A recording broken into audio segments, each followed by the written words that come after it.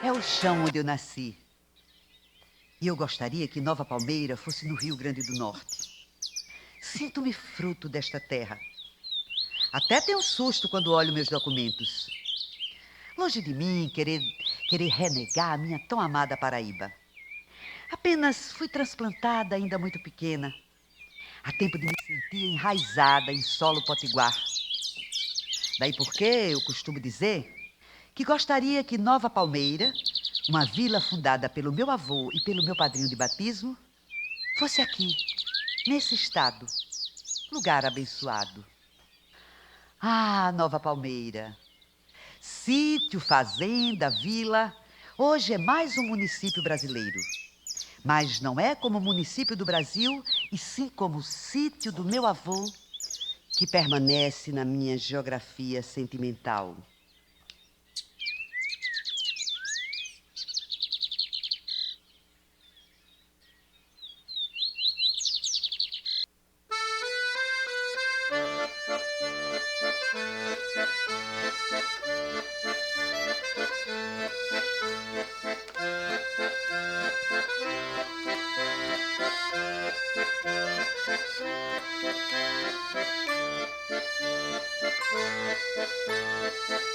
Onde os anéis? Onde os dedos das estrelas neblinadas? Onde os caminhos das luas descambando em madrugadas? Onde os sonhos que juntamos nas mesmas águas pisadas? Onde o amor, que de tão grande, no cair da trovoada, sorria, tão manso, manso como os olhos da boiada. Me vejo, esse anel partido, arco-flecha sem sentido, ontem nos dedos da mão, hoje um punhal solidão que fere as cores da pele, sem gemido, sem um não, traçando um lugar vazio na palma de cada mão. Arrastado amor antigo, desmanchado do contigo, desfibrado do comigo, quebrado na encantação. O anel que tu me destes era vidro e se quebrou. O amor que tu me tinhas era pouco e se acabou. Aquele anel que de vidro no abstrato se mudou, sumiu. As fibras dos dedos do círculo que se fechou. Naquele anel que me deste, no vidro em que se quebrou, esse amor que tu me davas, que era nada, se acabou.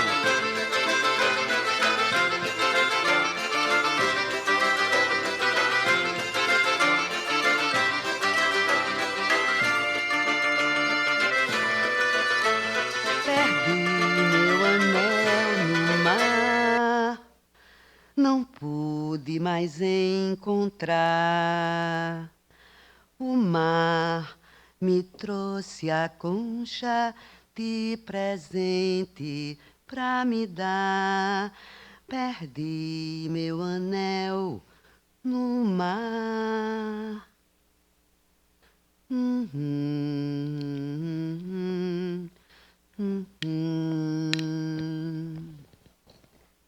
Eu, Zila da Costa Mamede, nasci em 15 de setembro de 1928, como já vimos, em Nova Palmeira, no interior da Paraíba, onde eu vivi até os meus 7 anos de idade. Eu adorava ir no sítio do meu avô, comer melancia quebrada nas pontas das pedras e tomate cereja, um tomate pequeno que brotava no meio do mato. A família do meu pai era de Caicó, nosso município aqui da região do Seridó. Já o meu avô materno, Francisco Bezerra de Medeiros, era apelidado Caçote porque nadava muito e, modesta parte, eu herdei esse talento dele. O meu avô Caçote era de Jardim do Seridó, nesse mesmo estado. Por coincidência, todos foram morar em Picuí, Nova Palmeira e Pedra Lavrada. As famílias se encontraram em Nova Palmeira, onde eu nasci.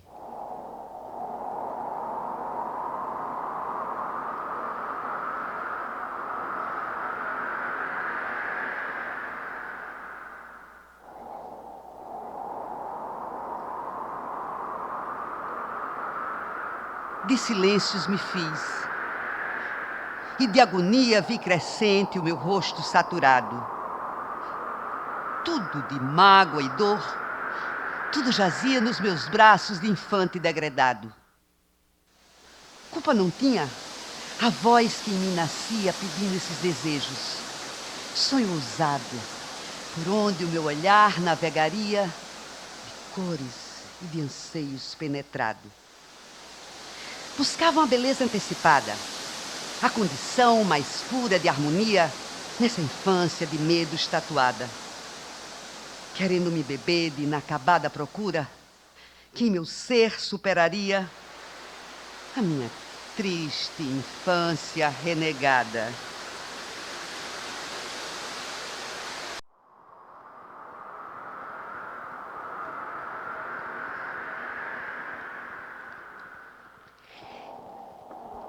Eu ainda era muito pequena, quando em 1935 nós fomos morar em Currais Novos, onde o meu pai, Josafá Gomes da Costa, já trabalhava como mecânico, sendo o dono da sua própria oficina e tendo muito sucesso nesse ofício, e também como supervisor e técnico na manutenção das máquinas beneficiadoras do algodão, que era o produto principal da economia no momento. Já minha mãe, Lídia Bezerra Mamed, uma mulher incrível, ex-professora primária em escolas particulares, era muito inteligente e trabalhava como costureira, sendo muito criativa no que fazia. Era o chamado trabalho secundário no orçamento familiar.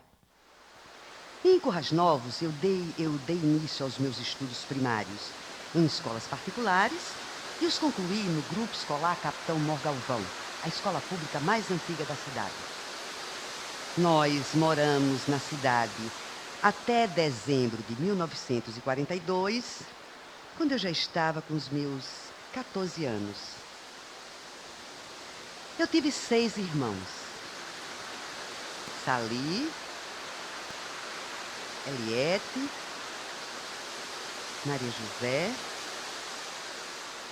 Ivonete,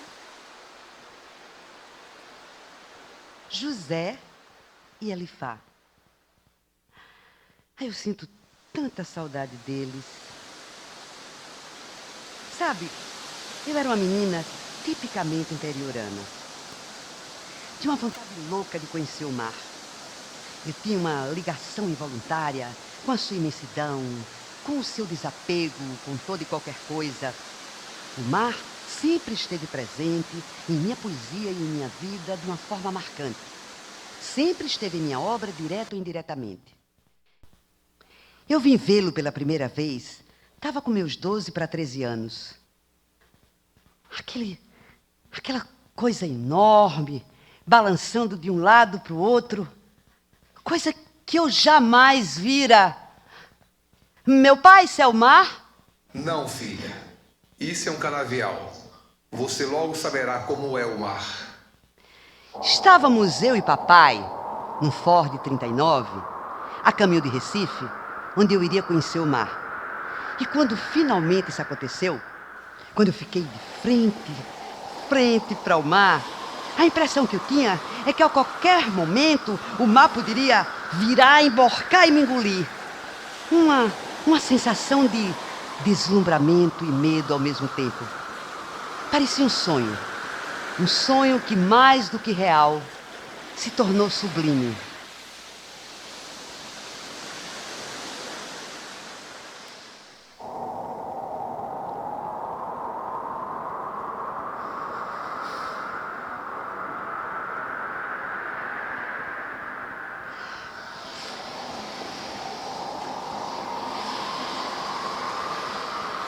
Fumar nos ares, igual o pensamento dissolvido no medo já distante, ora fugido na dispersão dos cânticos lunares.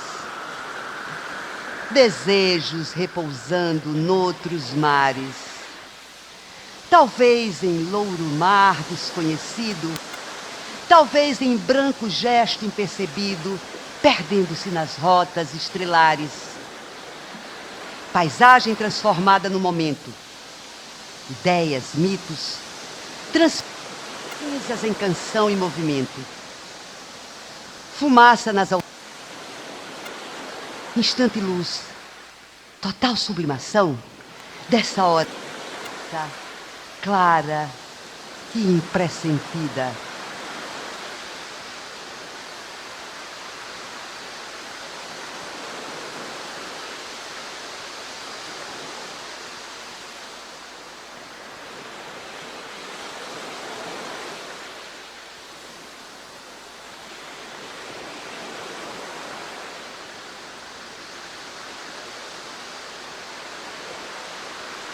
Em dezembro de 1942, o planeta em plena guerra, nós fomos morar em Natal, onde o meu pai já trabalhava como chefe de oficina mecânica desde o início da montagem da base aérea de Parnamirim, gerenciada pelos americanos.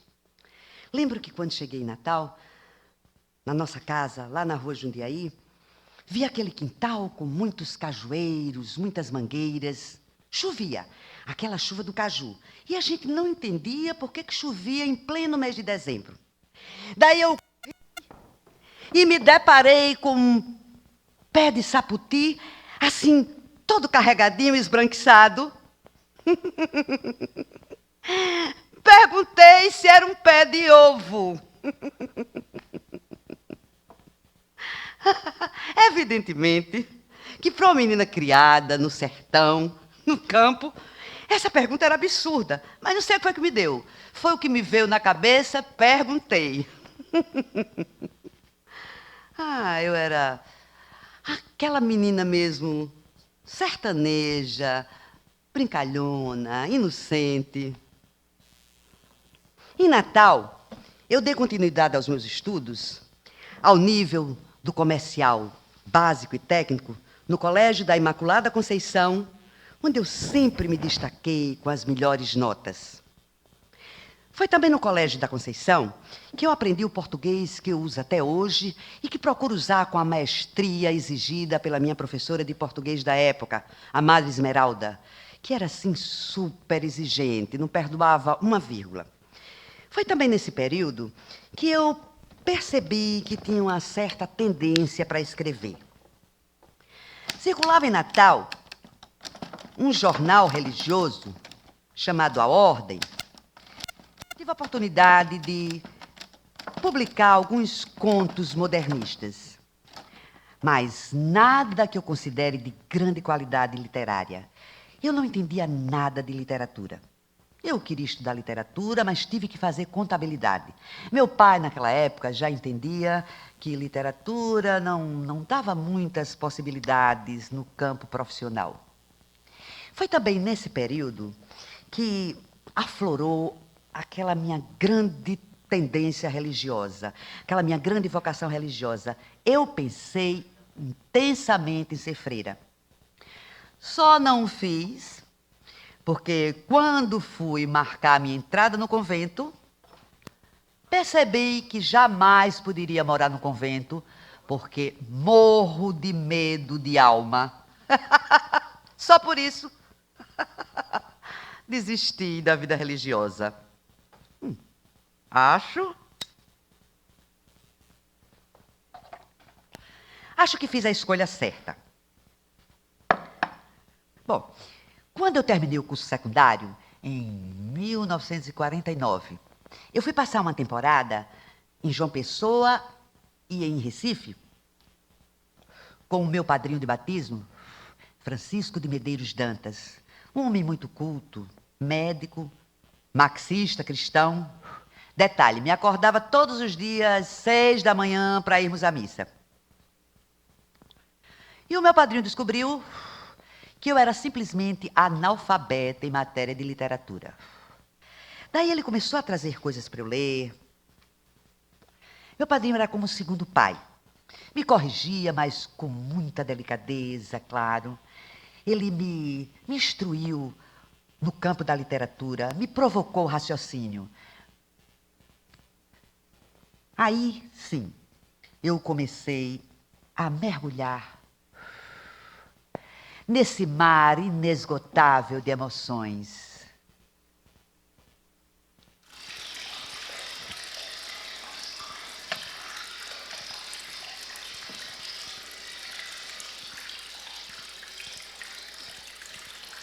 De cabaça na mão e céu nos cabelos, a tarde era que a moça desertava dos arenzéis de alcova. Caminhando um passo brando pelas roças, ia nas vigas nem tocando.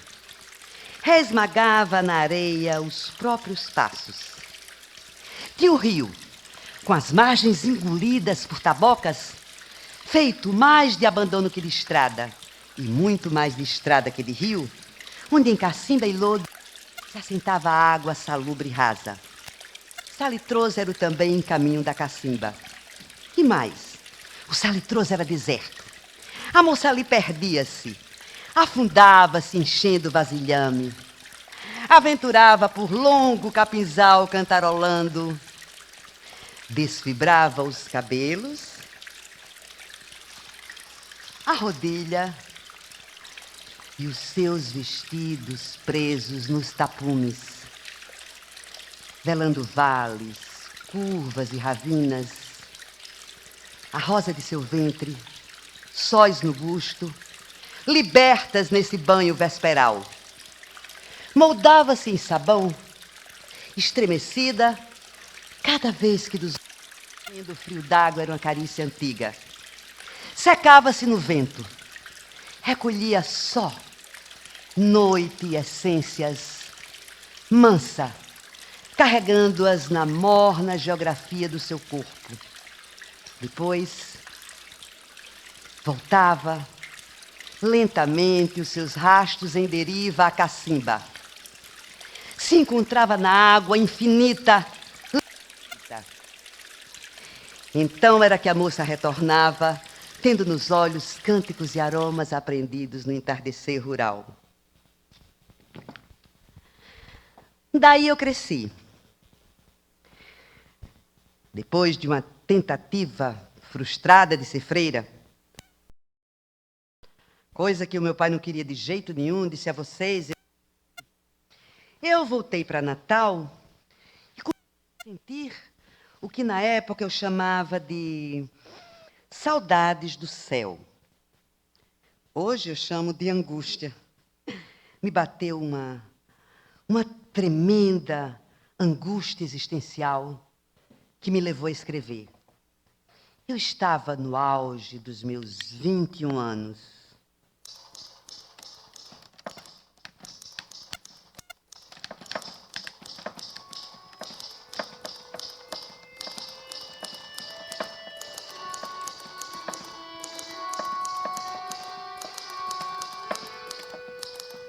É um pássaro azul, tem 4 asas e um brilho humano em seu olhar escuro.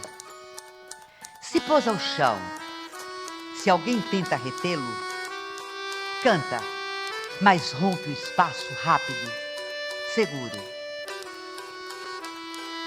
Enquanto os voos se perde o azul do pássaro no humano dos momentos.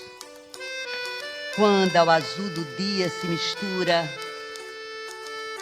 a cor da noite, o seu canto multiplica e fotografa no visor dos olhos a alada criatura. É um pássaro azul de muitos pousos. É um pássaro azul. Alcançá-lo não ouso.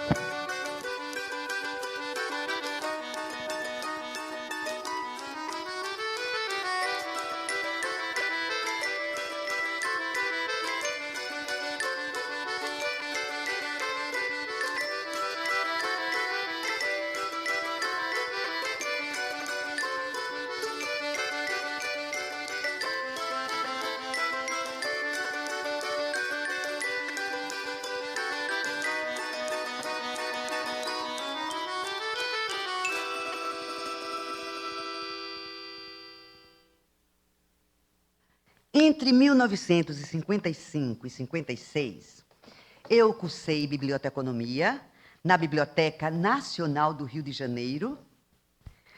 Depois fiz mestrado em Brasília e ainda fiz uma especialização de 1 ano em Syracuse, nos Estados Unidos. Uma viagem inesquecível que me deixou ótimas lembranças.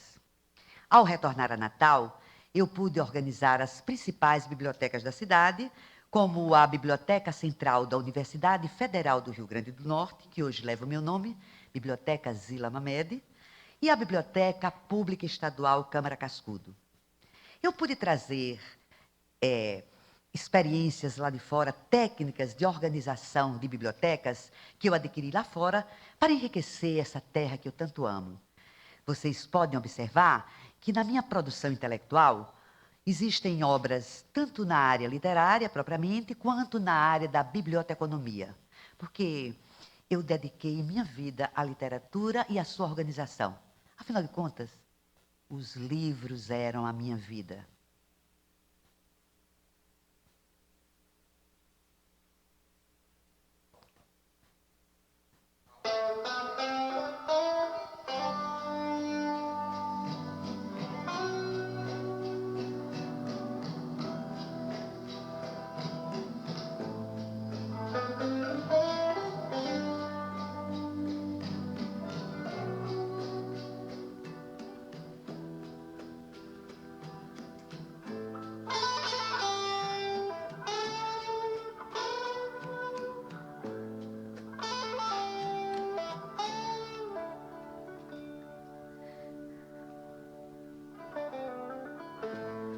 Não.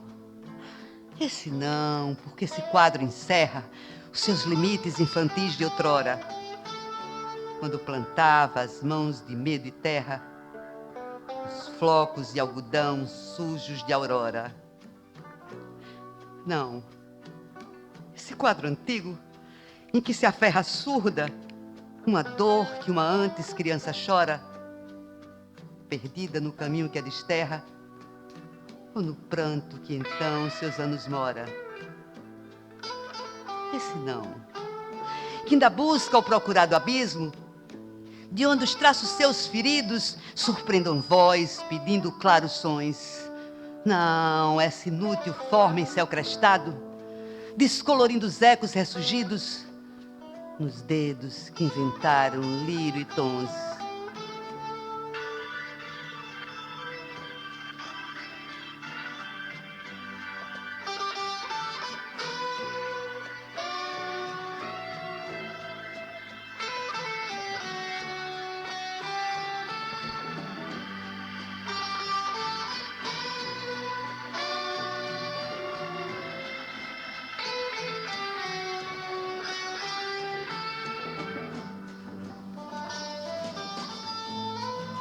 Viajei bastante. Trabalhei e organizei em diversas bibliotecas. Eu ocupei cargos importantes em fundações, institutos, ministérios. Eu contribuí partilhando tantos conhecimentos. Eu publiquei 6 livros de poesias. O primeiro deles, Rosa de Pedra, em 1953, que eu classifiquei como intuitivo e no qual muitos mostraram os meus erros de principiante, foi considerado um dos melhores livros de versos brasileiros por ninguém menos que Manuel Bandeira. E para ele, esses meus versos.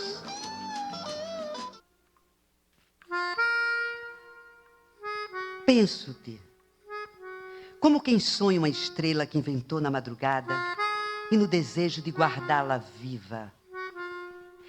Penso-te como a clara pureza permanente da neve, como a branca surpresa de uma flor nascente. Meu pensamento ama-te.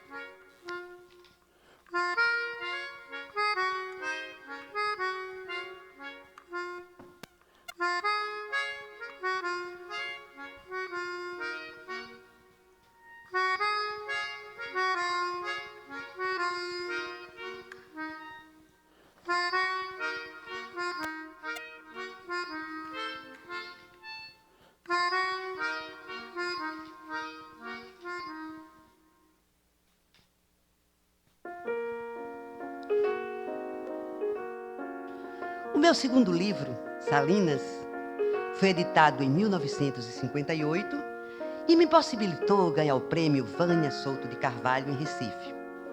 Eu, particularmente, o defini como um livro que deu mais atenção à técnica poética, ao bom uso dos temas, à forma, além de conter uma intenção telúrica. Segundo a crítica, ele foi considerado, no conjunto da obra, como um livro de transição.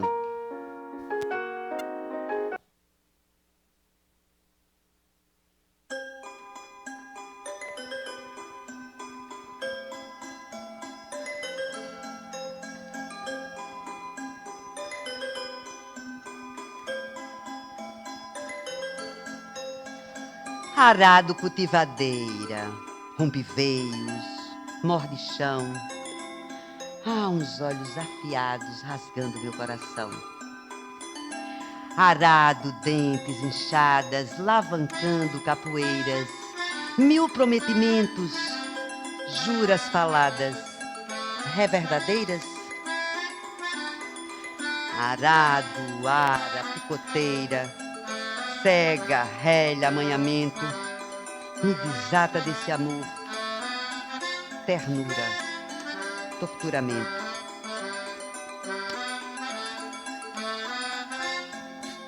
Em 1959, eu escrevi o Arado, dedicado ao meu avô Caçote e à Nova Palmeira, terra-mãe, fonte raiz, chão do meu chão. Foi como se eu voltasse ao meu passado de menina sertaneja e às paisagens da infância. Eu construí, para aquele que pode ser considerado o melhor dos meus livros, prefaciado pelo ilustre potiguar Luiz da Câmara Cascudo, que disse: todos os poemas nasceram no chão sagrado, com chuva do céu e suor dos rostos vigilantes, surgidos na inspiração provocadora de uma inegável vivência emocional.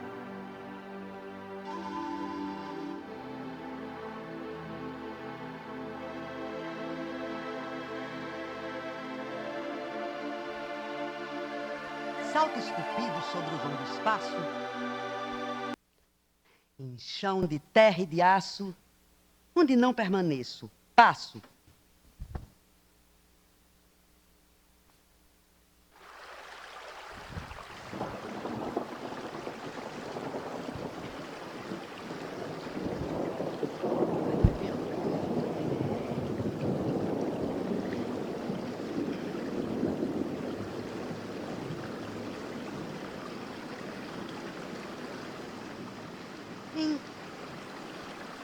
Em exercício da palavra, que eu escrevi em 1975, percebe-se que houve uma mudança na visão temática que passa a ser, acima de tudo, urbana.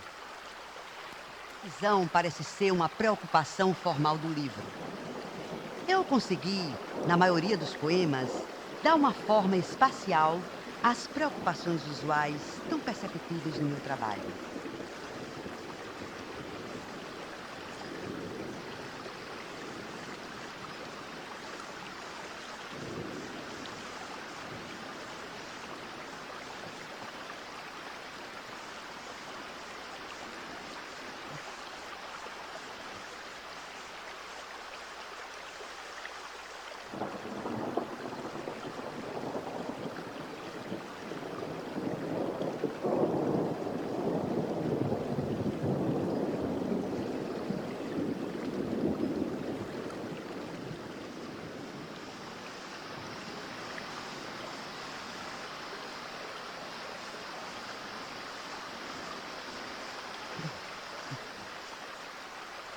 Entre a ânsia e a distância, onde me ocultar?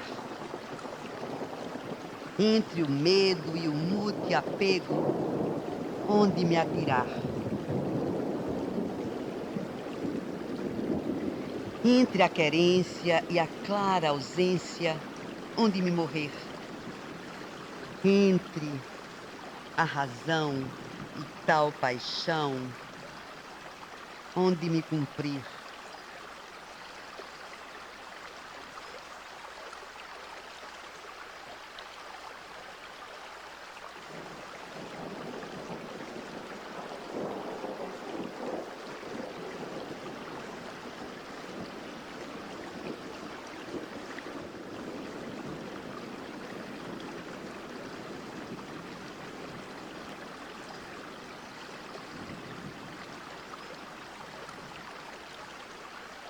Em 1978, eu publiquei o livro Navegos, contendo todo o conjunto das minhas poesias já conhecidas e mais dentro dele um novo livro chamado Corpo a Corpo. O meu último livro de poesias foi A Herança, dedicado aos meus irmãos e alguns outros parentes e amigos. Eu também escrevi pesquisas bibliográficas.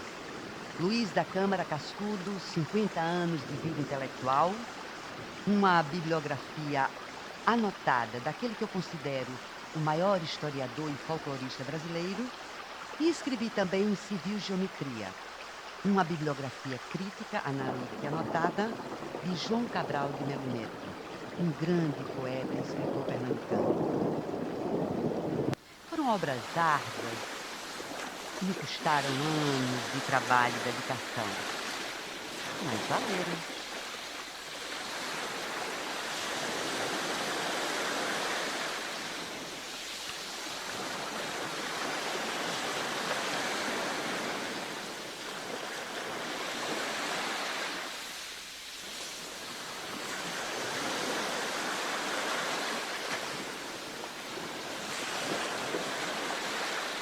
Nos olhos de cera, 2 filhos de vida,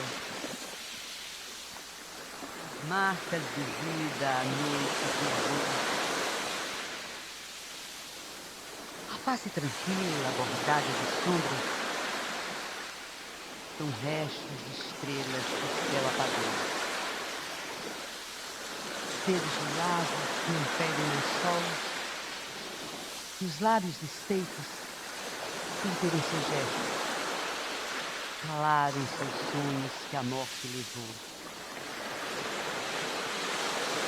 Cabelos musgos, lavados de espuma, caminha o afogado que o mar conquistou.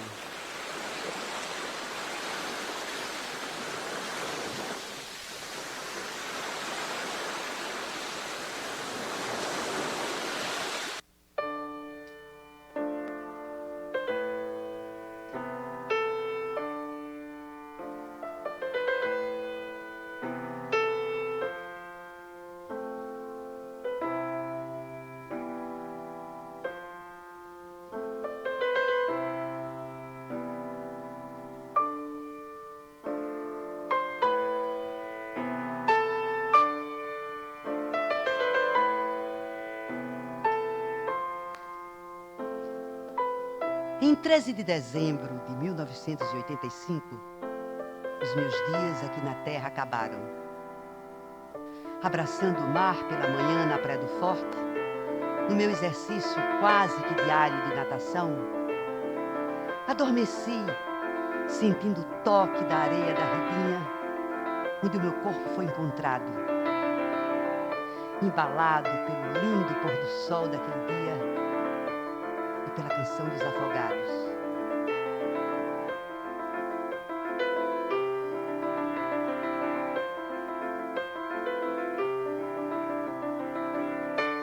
Sempre que se falar de mim, há de se terminar em poesia.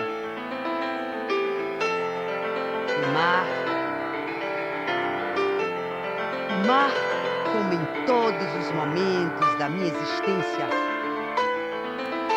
carrego nos olhos.